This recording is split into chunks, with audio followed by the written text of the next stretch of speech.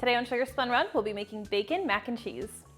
Hey Sugar Spun Bakers, Sam here, and today I am so excited to be sharing another carefully tested, well-researched, and perfected recipe. We are making a super cheesy, super flavorful bacon mac and cheese. I think you are going to absolutely love it, so let's go ahead and get started. The first thing you want to do is preheat your oven to 350 degrees Fahrenheit, and then let's head over to our stovetop. You'll want to fill a medium-sized saucepan about halfway, a little less, with water and add a little bit of salt to taste and bring this to a rolling boil. Once it's boiling, we'll add 8 ounces of dried elbow macaroni.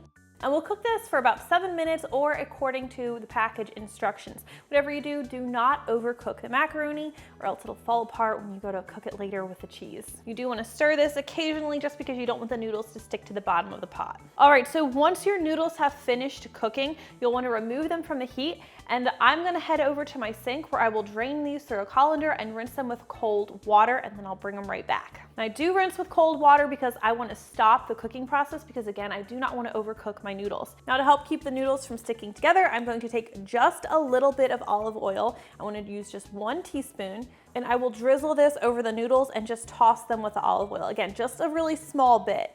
Now set this aside and we can start preparing our cheese sauce. And I like to use a Dutch oven to do this. It just works really well and holds all my sauce really nicely. Now this is a bacon mac and cheese, so we're going to be starting with our bacon.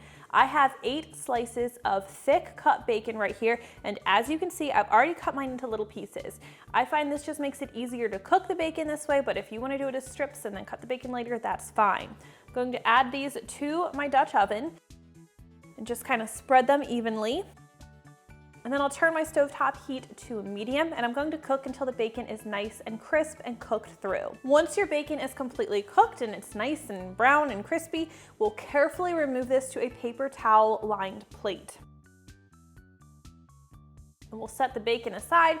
And now we have a whole bunch of bacon grease in our pot, but we don't need all of this bacon grease for today's recipe. You need about 2 tablespoons for the recipe. The rest we can just discard, or if you want to render it, you can do that and save it for later. I'm just going to be discarding mine. Normally I would just drain this into a can so that you guys can see what I'm doing on camera. I am just going to be using a ladle to just scoop out the excess grease. And you always want to be careful when working with hot grease. Okay, so I've got about 2 tablespoons of bacon grease remaining, so that's perfect. And now to the bacon grease, I'm going to add 2 tablespoons of unsalted butter. Now, it might seem counterintuitive, like why aren't we just using 4 tablespoons of bacon grease when we have it? But unfortunately, I found that if I use all bacon grease, what can happen is the sauce can kind of get a little bit oily and separated, whereas if I use a combo of bacon grease and butter, everything's a lot smoother. It's just a lot more enjoyable to eat that way. So we're doing bacon grease and butter. Now, once the butter is nicely melted, you're going to take 1/4 cup of all-purpose flour and just sprinkle that over your butter and your grease. Now I like to use a whisk here to whisk that in because I want to make sure that there are no lumps left in the flour and everything is nicely combined. Now while whisking, we're going to cook this for about 60 seconds until that flour is lightly toasted. After about 60 seconds, I like to add my seasoning. We'll be using a 1/2 teaspoon of table salt, a 1/2 teaspoon of ground black pepper, a 1/2 teaspoon of garlic powder, 1/2 teaspoon of onion powder, a 1/2 teaspoon of ground mustard, and finally I like to add 1/4 teaspoon of smoked paprika, which adds a really nice subtle additional flavor. So once I have all of those spices mixed in and my flour's had its time to cook, we are going to need 3 cups of whole milk. Now we are going to very slowly add this to our butter mixture while whisking. You don't want to add everything too fast or your mixture is going to completely separate. You can see I'm going really slowly with this. I'm pausing after adding a little bit of milk because I want to make sure it's completely combined, and this is whole milk, and we'll just continue until I've added all of the milk. All right, so we're going to keep stirring this mixture pretty frequently and we're going to bring it to a boil. Once it's boiling, you can reduce your heat to a simmer, and we're going to continue to cook while stirring pretty much constantly until the sauce has thickened. So you can typically tell it's thickened just as you're pulling your whisk through it. It'll feel thicker, but also your whisk should be leaving trails in it. And if you take a spoon and you mix the spoon in that sauce, you'll see the sauce coats the back of the spoon. That's a pretty good indicator that it's properly thickened. All right, let's carefully remove this from our stovetop. And let's take a second to talk about the cheese that we're using. So for today's recipe, I am using a mix of cheddar, and I like to use, you want to use a sharp cheddar, but I like to use a blend of sharp yellow and sharp white. You could really use all of one or the other, it would be totally fine. And I'm also going to be using a little bit of Gouda cheese as well. This is a ½ cup of shredded Gouda cheese. Now, you could try your luck with using cheese out of a bag, the pre-shredded kind of cheese, but that cheese usually has additives in it and it doesn't blend nice, it doesn't melt nicely. So a lot of times people will use the cheese out of the package and they're going to end up with a sauce that separates and congeals and it's just no good. So what you really want to do is you want to shred your own cheese, as I've done with these here. These came right off the block. Now once again, this is 8 ounces or 2 cups of shredded cheddar, and this is 2 ounces or 1/4 cup of shredded Gouda. And we'll just stir everything together until that cheese is completely melted. All right, at this point, you'll want to grab your macaroni noodles and just give them a little stir. Because we rinsed them with cold water and tossed them with oil, they shouldn't be sticking, but you want to break them up just in case they are before you add them. And we're also going to be adding just half of our bacon, and you can just eyeball that.